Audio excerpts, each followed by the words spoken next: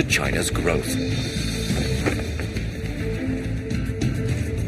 3 hours west of Shanghai, the Chinese began to bridge this divide with one of their greatest megaspans yet. A suspension bridge called the Runyang. The Runyang needed to leap 3 times further than Shanghai's Lupu Bridge, more than a kilometer in a single bound.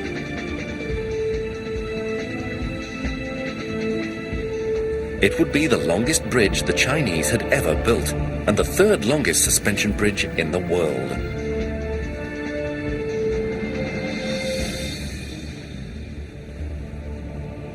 Its enormous twin towers would climb over 200 meters into the air.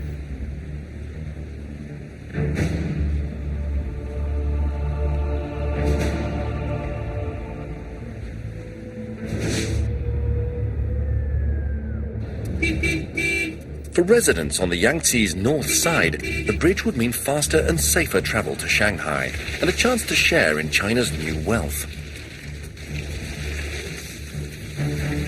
The north bank was cut off from Shanghai by the Yangtze. But now the Runyang would replace a ferry ride that could take 2 hours with a 10-minute drive.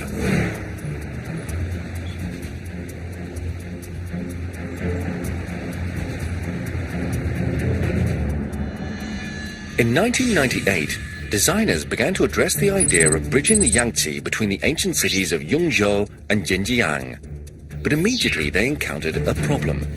Building a bridge directly between the 2 cities was impossible because the cities themselves extended right to the riverbanks.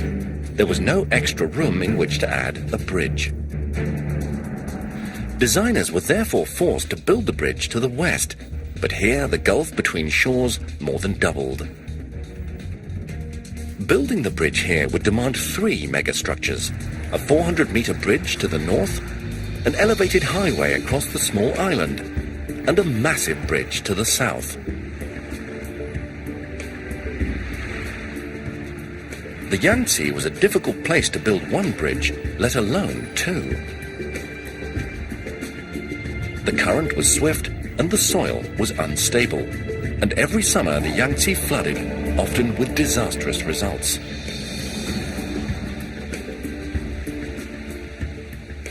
A deluge just months before construction started inundated an area larger than England. If there was a severe flood during construction of the Runyang, it could cripple the project. Builders tackled the North Bridge first, where the shorter distance made their job easier. They erected a cable-stayed bridge, the cheapest and simplest design. The roadway was supported by cables attached directly to 2 towers. This 400-meter structure had no trouble spanning the river's north channel. Cable-stayed bridges have been built that are twice the length needed here. It was a huge construction project, but not record-breaking. The state-of-the-art design looked stunning, both day and night.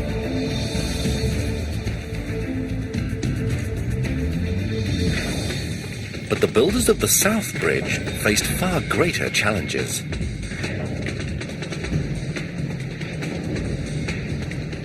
The distance they had to build across was almost 4 times as far, too far for a cable-stayed bridge to reach without putting several towers in the river. And engineers couldn't put any bridge towers in the Yangtze. The South Channel was the main shipping route around the island. There was a constant crush of boats.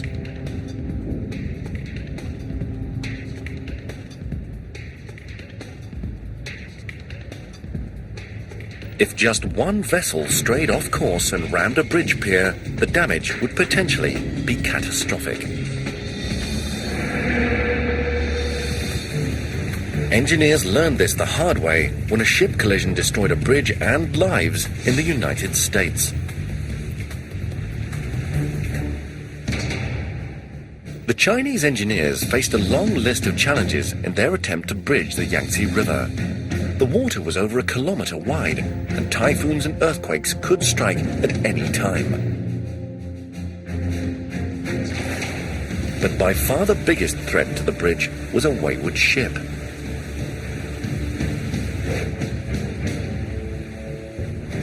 In Florida in 1980, the 20,000-ton Summit Venture destroyed the Sunshine Skyway Bridge. The ship was navigating Florida's Tampa Bay in bad weather. It lost radar, veered off course, and slammed into a bridge support. The central span collapsed.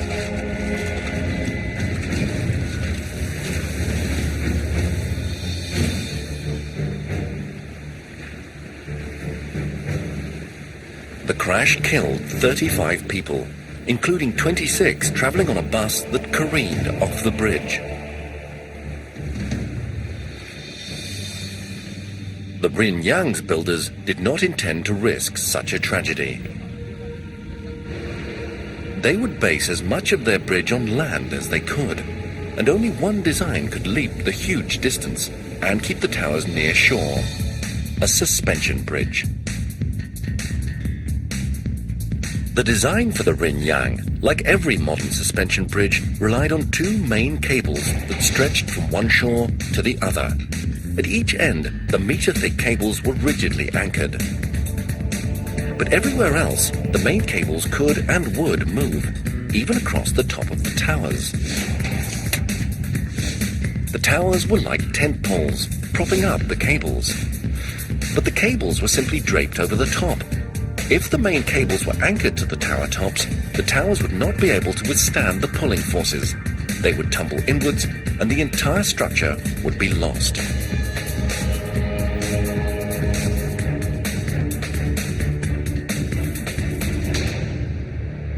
Hanging down from the main cables were 360 suspender cables. These would hold the road spans.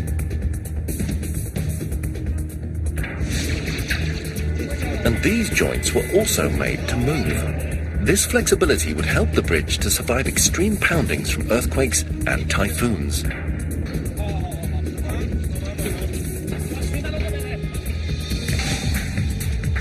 If the Runyang could be built as designed, it would be the third longest suspension bridge in the world.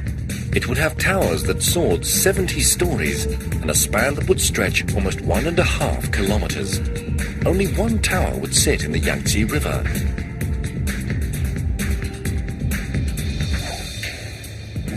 Just two other bridges in the world had longer spans: Denmark's Great Belt and Japan's Akashi Kikyo.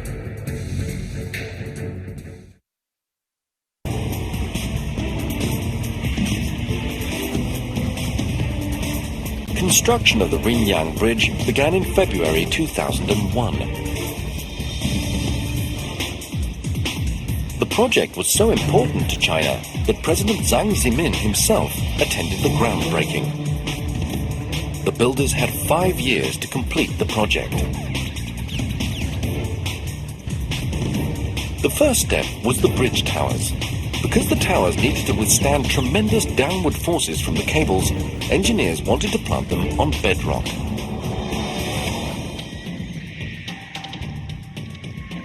But the Yangtze mud was incredibly thick. To reach solid footing, the builders needed to sink 32 piles at each tower site.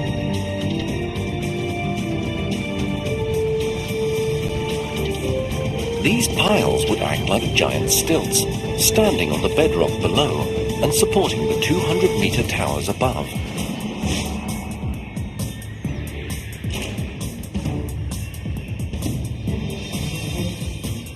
This was a critical step to ensure that the towers remained upright.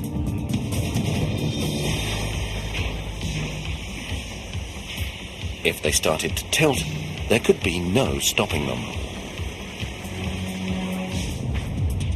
Before builders could finish the bridge, they needed to solve another critical problem. It was imperative that the anchor blocks that held the main cables were not able to move. But the ground here was so muddy and weak that the cables could have pulled the anchor blocks out of place.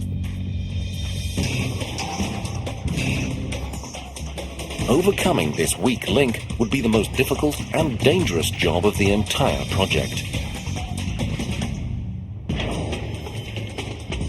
China's Runyang Bridge would be the third longest suspension bridge in the world. Loads on its main cables would be enormous. The cables would tug at their anchor blocks with the force of 68 million kilograms. Designers needed to prevent the anchor blocks from moving, or the bridge could collapse. To do this, builders would have to extend the anchor blocks at least 30 meters underground. They would be the largest anchor blocks the Chinese had ever built.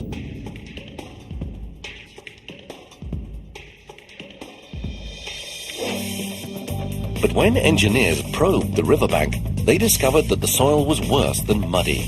It was laced with underground water. This was a major setback. Engineers would have to find a way to divert the groundwater, or watery mud would pour into any hole they dug.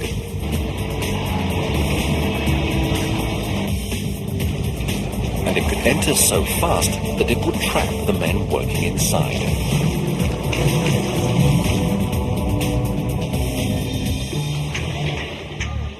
The engineers devised a plan. They decided to keep the water at bay by erecting a gigantic underground dam. All around the 3,400 square meter site, workers dug a series of trenches. They filled the trenches with rebar and concrete. The walls kept the water out, making it safer to dig within. But there was still a problem. North Shore workers were using China's only deep trench digger. So on the South Shore, the contractors were forced to take a riskier approach. They decided to control the deep underground water by freezing the ground. To do this, they needed to construct a huge refrigeration plant. The plant chilled salt water to minus 20 degrees Celsius. Salt water has a much lower freezing point than fresh.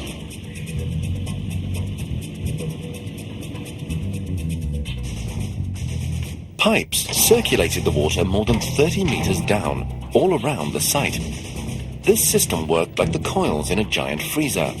The ultra-cold water froze the soil into a meter-thick wall, and these walls of icy dirt kept the water out.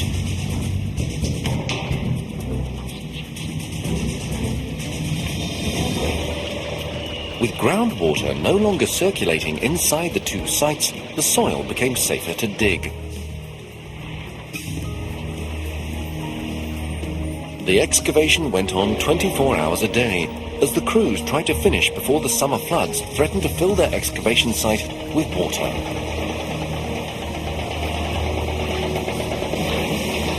These enormous pits would descend at least 30 meters, but every 4 meters, workers needed to stop to pour concrete braces. The deeper the workers went, the more dangerous the job became. Groundwater was constantly pushing the walls towards collapse, and the deeper the hole, the stronger the pressure.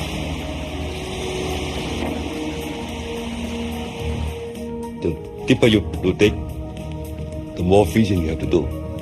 And but when it gets very deep, then actually water can come from the bottom, and it can come very, very quick. 6 months after digging began, the two anchorages plunged at least 9 stories. They looked like parking decks and were each large enough to park 7,000 cars. Hundreds of men now worked at the two vulnerable sites, and the danger was about to escalate. Monsoon season and its flooding were just weeks away.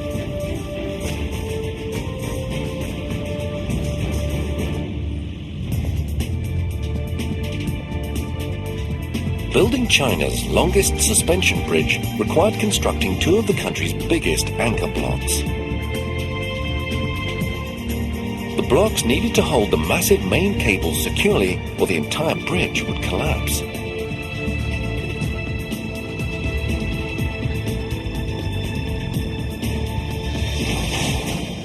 So far, workers had excavated 280,000 cubic meters of dirt. But engineers now decided it was too risky to continue. They ordered the crews to the next stage of construction. Workers filled both anchorages with ballast, 310,000 cubic meters of concrete and sand. The Runyang's engineers had won their first race against the tumultuous Yangtze and escaped disaster.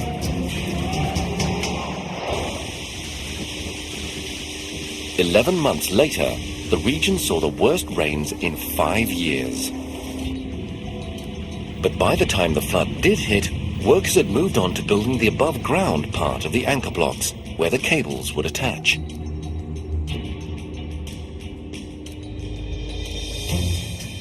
But you can't just hook the end of a main cable into the concrete.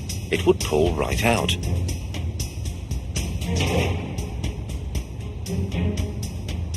So as each cable entered the anchor block, it fanned into 184 bundles.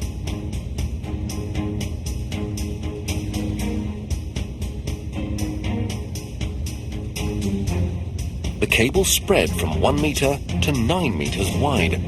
This distributed the pulling force across 83 square meters. Each cable bundle was separately anchored in concrete.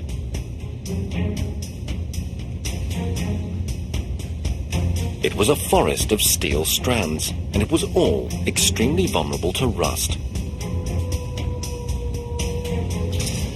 To protect it, the anchor block was sealed airtight.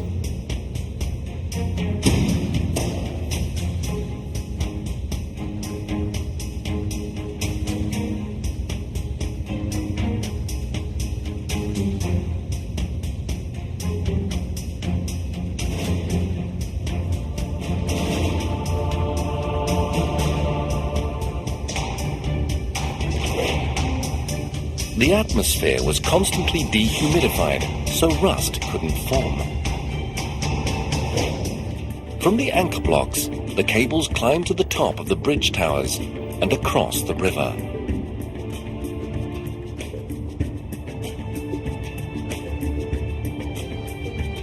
Each cable weighs over 20 million kilograms, too heavy to put in place straight away.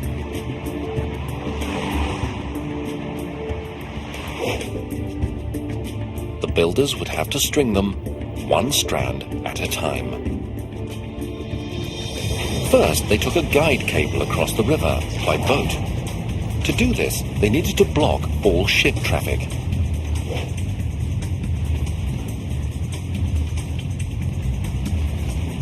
They would later use this steel rope to pull more lines across. It took 12 hours to get the rope up and over the towers, but once the task was done, they could open the river. Workers slowly built on the guide rope. They created a catwalk high above the water. They used this platform to string the cables, one bundle at a time. Each wire in these bundles was made of ultra-strong steel, so strong that just one could lift 3 cars. The contractor had pre-cut every wire to a specific length. The builders would have to replace any that fell short, at a cost of millions. Every cable in that bundle has a different length. We have a lot of faith in the computation we do today to predict the length, but of course there's always the risk of we made a mistake. 24 hours a day, workers continued to install the Runyang's main cables. Many of these men had migrated from mountain regions because of the $200 a month they could earn here.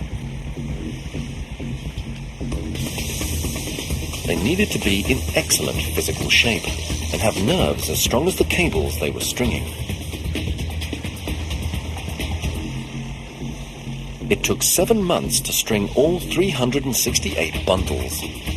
Workers compressed the bundles into 2 giant cables.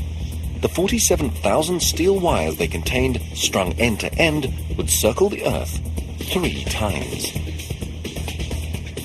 Workers wrapped each bundle with an interlocking steel band, then painted it to keep out moisture. The finished cables were almost a meter thick and 2.5 kilometers long. They were the bridge's most expensive parts, and perhaps the most important. Whole weight of the whole bridges hang up on those main cables.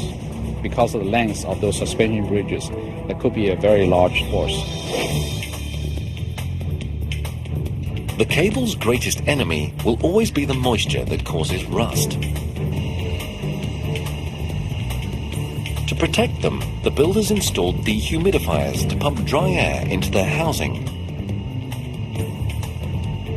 Few bridges have this state-of-the-art system. It should keep the cables corrosion-free for at least 120 years. China is building 40,000 kilometers of roads and bridges every year. This nation now consumes 1/3 of the steel produced on Earth, and it uses half the world's concrete.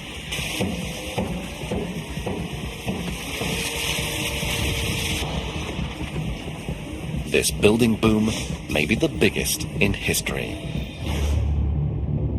Almost 3 years after construction began on the Runyang, workers were ready to attack the final stage, raising the road deck. The design of these steel boxes was critical.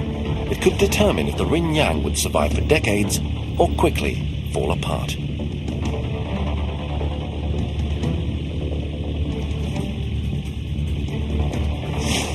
This happened to one suspension bridge in the United States. In July 1940, the Tacoma Narrows Bridge in Washington State opened to traffic. At the time, it was the world's 3rd longest suspension bridge. Right from the beginning, it had a problem. Light wind would set it in motion. It quickly earned the name Galloping Gertie. 4 months later, a gale of just 67 kilometers an hour made the bridge twist and undulate. The motion fed on itself, amplifying to a catastrophic condition called flutter. After a few hours, the bridge could take no more. The Tacoma Narrows Bridge was doomed because its road span was too flexible. It could still be standing today if designers had stiffened the span with a truss, like the one below the world's longest suspension bridge, the Akashi Kikyo in Japan.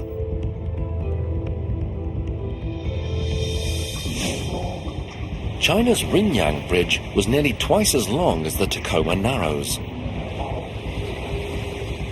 But engineers here had also opted for a deck design without stiffening trusses. Would flutter destroy the Runyang? The Runyang was designed to be China's longest suspension bridge, with a span nearly 1.5 kilometers long, all of it exposed to high winds and even typhoons. But the builders were counting on a highly aerodynamic design to keep it steady. The steel boxes that made up the bridge span were just 3 meters high. They had slanted edges, like aeroplane wings, to allow wind to flow around them rather than push them into motion. In a giant wind tunnel, the builders blasted the design with typhoon force gales. The deck heaved, but there was no catastrophic flutter. Still, the Runyang was entering a critical phase. Monsoon season was only 5 months away, and a suspension bridge with the deck incomplete was at its most vulnerable. you've got a bunch of girder segments that are almost dangling from the cable, and if the wind starts to blow too hard, then they'll start banging around and potentially damaging each other. The Runyang's builders now faced yet another race to the finish.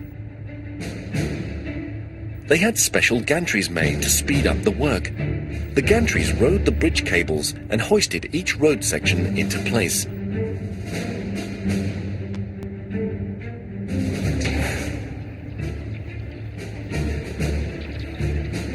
"90 days after lifting the first slab, the Runyang's road crew locked the last one into position. The 1,490-meter span, the third longest in the world, was complete. Almost immediately, the tough job of maintaining it began. Like the bridge cables, the span's 25,000 tons of steel can corrode.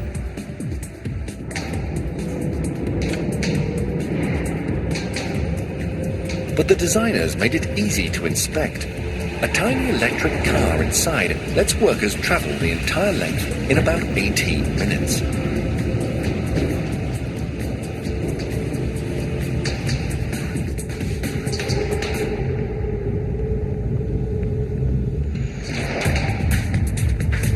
In the shadow of the bridge is a high-tech control center.